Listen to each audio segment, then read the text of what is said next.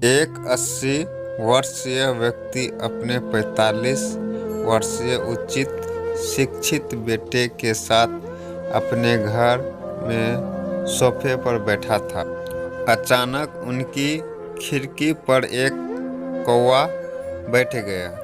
पिता ने अपने बेटे से पूछा, यह क्या है? बेटे ने जवाब दिया, यह एक कौवा है। कुछ मिनटों के बाद पिता ने अपने बेटे से दूसरी बार पूछा, यह क्या है? बेटे ने कहा, पिता, मैंने अभी आपको यह एक कौवा है कहा है। थोड़ी देर बाद बूढ़े पिता ने फिर से अपने बेटे से तीसरी बार पूछा, यह क्या है?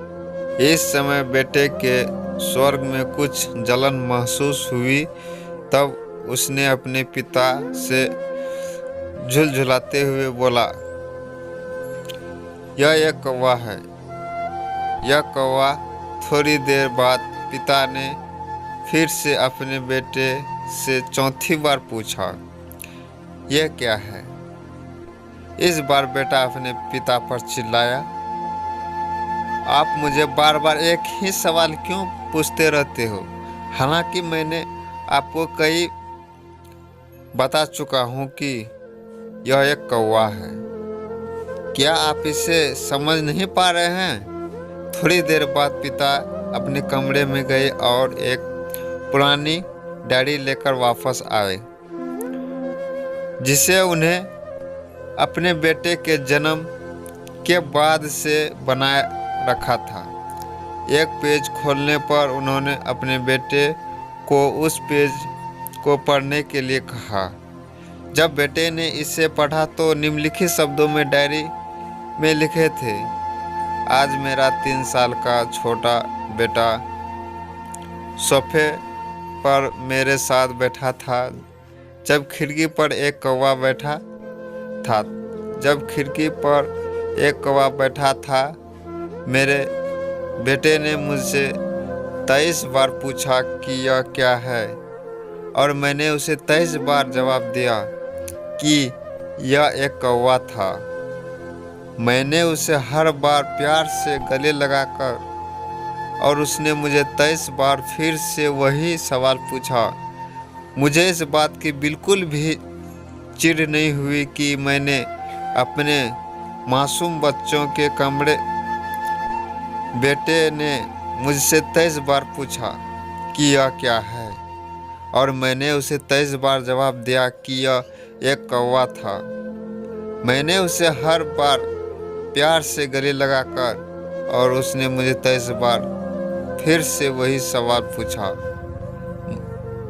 मुझे इस बात की बिल्कुल भी चिढ़ नहीं हुई कि मैंने अपने मासूम बच्चे के लिए मासूमी किया, जबकि छोटे बच्चे उसे 23 बार यस क्या है पिता 23 बार पूरे सवाल का जवाब देने में कोई जलन महसूस नहीं हुई।